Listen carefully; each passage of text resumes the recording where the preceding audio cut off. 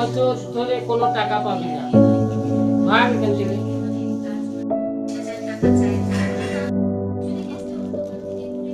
মা, আমি তোমার জন্য শাড়ি এনেছি।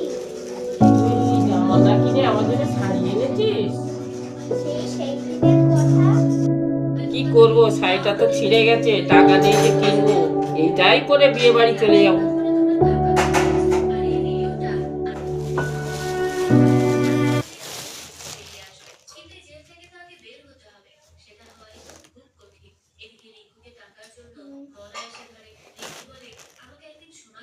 শোনা মেয়ে। সদমাও মা হয়।